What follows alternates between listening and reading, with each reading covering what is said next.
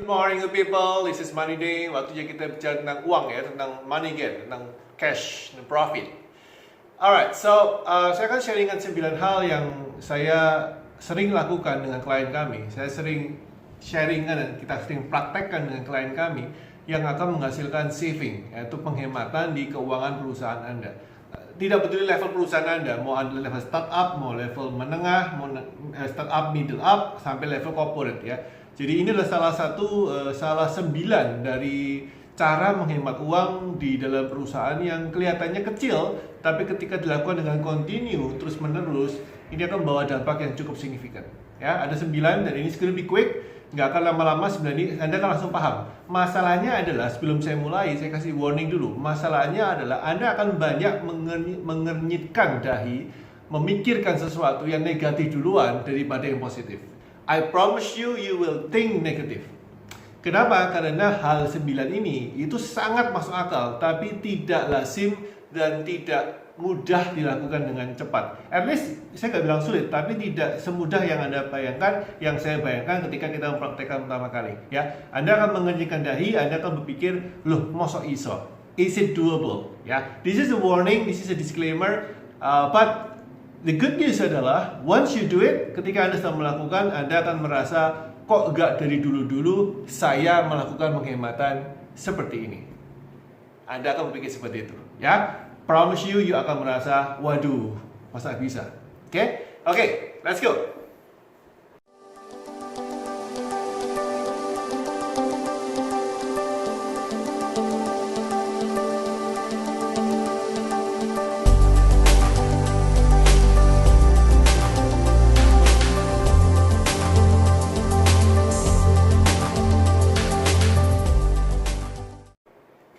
Alright guys, number one, the first one adalah merubah cara Anda melakukan advertising. Ya, cara Anda melakukan advertising dengan cara yang konvensional, dengan pasang iklan, dengan pakai brosur, iklan di koran, di majalah, which is it's still good. Ya, Anda tahu ilmunya. Saya pernah bahas di vlog saya tentang marketing, tentang how to advertise. Saya pernah bahas ini secara singkat, tapi poinnya kalau Anda tahu ilmunya, ini akan menghasilkan uang. But di dalam kondisi seperti pada umumnya, ketika advertising sudah begitu jenuh, pada saat seperti sekarang ini, ketika semua orang berlomba-lomba advertising, maka Anda harus merubah cara Anda melakukan advertising yang kebetulan juga menghemat uang. Ya, apa caranya? Yang paling populer sekarang dengan menggunakan sosial media.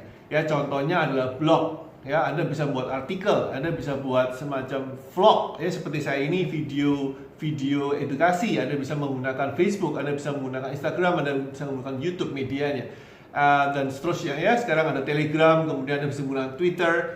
But the point adalah Anda menggunakan media sosial media yang relatively free of charge, tidak berbayar secara relatif ya. Ada sedikit biaya, tapi masuk dalam kondisi sangat rendah sekali, hampir tidak ada.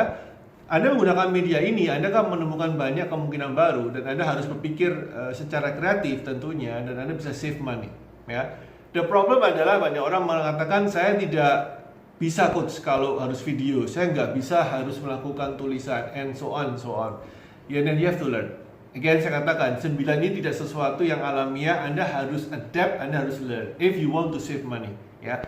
Nah, another good news adalah jika Anda melakukan blog atau vlog, apapun juga namanya, Anda akan mendapatkan exposure yang unlimited. Jadi Anda bisa men-sharingkan kepada dunia bahwa Anda eksis dan Anda memberikan manfaat A, B, C, dan seterusnya. Dan you save money. That's the whole point. Number one adalah advertising dari yang konvensional menjadi yang modern atau yang menggunakan social media platform. That's number one. Number two adalah Anda mempunyai sponsor untuk event-event Anda. Dalam setiap perusahaan pasti ada sesuatu yang berhubungan dengan event. Kalau nggak itu pameran, kalau nggak itu berhubungan dengan trade show atau apapun juga. Biasakan untuk mencari sponsor. Dan sekali lagi, Anda akan mengkerjakan dahi. Anda akan berpikir, dari dulu saya tidak pernah pakai sponsor, saya pakai uang saya sendiri. Kalau ada event, ada acara, ada pameran, ada gelar, ada trade show, apapun juga, Anda menggunakan uang Anda sendiri. Nah, again, Anda akan mendapatkan banyak no. tentu Anda harus belajar gimana cara membuat sponsorship yang benar, gimana Anda bisa meminta uang kepada para sponsor yang kemudian mereka dengan senang hati melakukan sponsor dan memberikan Anda dana. Tapi the point adalah this is not the skill yang Anda perlu pelajari. Not simple, not easy, but quite simple. Ya, the point adalah apakah Anda mau melakukan hal ini dan Anda mau belajar bagaimana cara menggunakan sponsorship yang benar. That's number 2, menggunakan sponsor uang orang lain untuk mengadakan acara Anda. That's pretty clear, pretty simple, and very easy to understand. Do you want it? It's up to you. Nomor 3 adalah outsource. Yes, kita dalam dunia di mana hampir semua bisa di-outsourcekan kalau Anda masih tutup mata dengan menggunakan tim SDM yang standar aja, di mana Anda harus merekrut dan Anda menggunakan in-house tim Anda harus bayar THR dan segala macam. Anda harus mencari jalan alternatif bagaimana men-outsourcekan beberapa skill yang bisa Anda beli di luar sana berupa paket. Even sekarang ada yang bikin outsource gimana membuat outsource dengan website ya. Outsource membuat konten kreator ya. Ada juga namanya outsource. Jadi Anda membeli kontennya, Anda membeli jasa buat website dan seterusnya. Pertimbangan mana yang lebih untung lebih rugi. Tapi poin saya adalah daripada Anda memiliki staff begitu banyak, yang kemungkinan besar juga ketika mereka nganggur Anda bingung kenapa mereka digaji ya, pada saat beberapa waktu tertentu Anda merasa tidak membutuhkan mereka dan still Anda harus merawat mereka, Anda harus tanda kutip Anda harus menampung mereka di rumah Anda, di kantor Anda ya. Outsource is one of the best thing yang saya lakukan kepada banyak klien kami. Number 4 adalah negotiate. Negosiasikan kepada vendor Anda. Again, ini banyak orang tidak mau melakukan karena mereka bilang, saya kan lucu kok, sedikit tidak punya uang. No, negosiasi bukan masalah tidak punya uang atau punya uang. Negosiasi adalah untuk melihat the best deal yang Anda bisa dapat dari supplier Anda. Yes, Anda akan banyak dapat no, tapi kalau Anda, let me put it another way, kalau Anda pusing dapat no-nya, maka Anda tidak akan membuka kemungkinan baru. Anda nggak tahu bahwa Anda bisa save money. Ketika Anda dapat yes satu saja, Anda bisa senang sekali dan Anda sekaligus berpikir ya, berarti yang lain juga seharusnya saya dapat yes ya.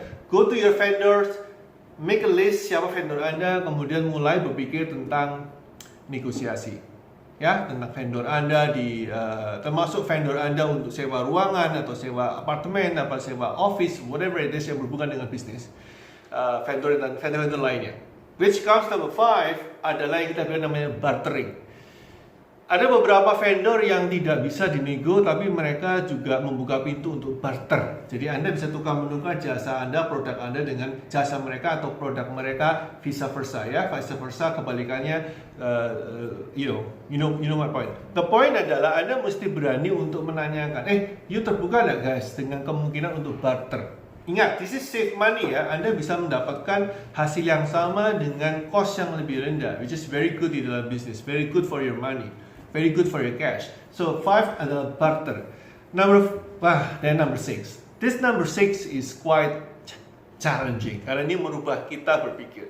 Yaitu menggunakan dari hardware. Anda punya hardware, Anda punya komputer, Anda punya hard disk, Anda punya tower, Anda punya mainframe di dalam bisnis Anda. Jika Anda perusahaan corporate, Anda tahu Anda punya server room. Bahkan Anda rubah ini menjadi live in the cloud. Bukan hidup di awan, tapi menggunakan cloud computing. Cek Anda punya vendor tentang IT, kemudian tanyakan dulu, apa itu cloud computing kalau Anda nggak paham. Bagaimana benefitnya? Apa jaminan keamanannya? Bagaimana kontraknya? How much do I have to pay untuk menyewa cloud itu? Ya, so find out the numbers guys. Cari tahu bagaimana bisa save money dengan cloud computing instead of Anda punya server sendiri, Anda punya mainframe, Anda punya network sendiri dalam perusahaan Anda. Ya, so live in the cloud. And then number 7 adalah menghitung profit dengan anak buah. Artinya apa? Jika Anda punya anak buah 20, Anda punya profit 2 juta. Saya pernah jelaskan di sebelumnya di vlog saya yang lain, yaitu Anda bagi 2 juta dengan 20 dan keluar angka sekian.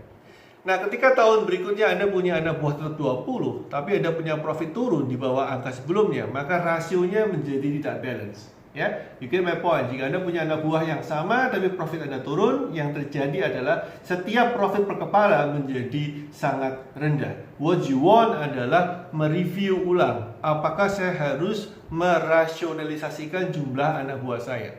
Itu cost yang kita harus pikirkan. Again, hati-hati, tread carefully, berjalan dengan hati-hati, karena poin saya yang profit employee ini tidak bisa langsung Anda lakukan. Anda mesti benar-benar hati-hati. Apakah anak buah saya memang nggak kompeten, market saya yang hilang, atau bagaimana? But the point, financially speaking, adalah Anda mesti melihat rasio antara profit dibagi jumlah anak buah Anda. Apakah it's getting down?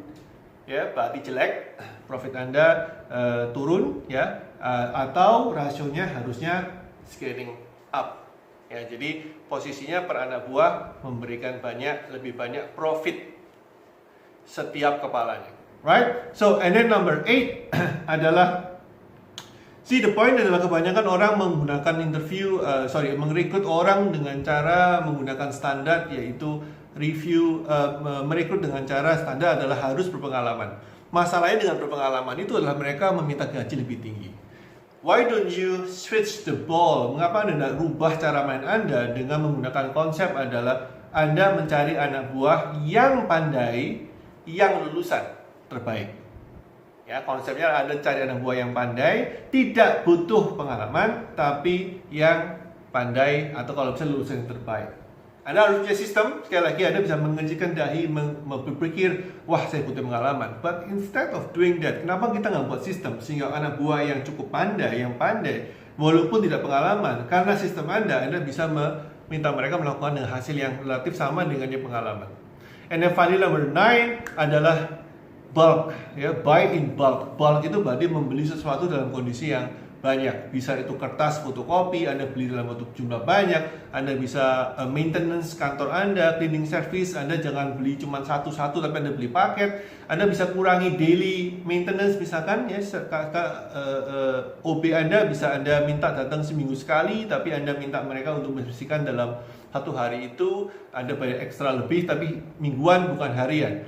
Ya, secara total mungkin lebih hemat dibandingkan Anda membayar setiap hari. So, dan banyak hal lagi, Anda bayar secara bulk, ya, Anda beli secara paket. So that's it guys, ada 9 hal yang bisa Anda renungkan. Again, 9-9-nya akan mengenyitkan dahi Anda, akan membuat Anda berpikir, masa bisa saya, can I do it? But the point adalah, this is the 9 things yang sering sekali save money untuk perusahaan. So if you want to save money, if you still love money, please reconsider these 9 tips. I see you tomorrow. Bye bye. Boom.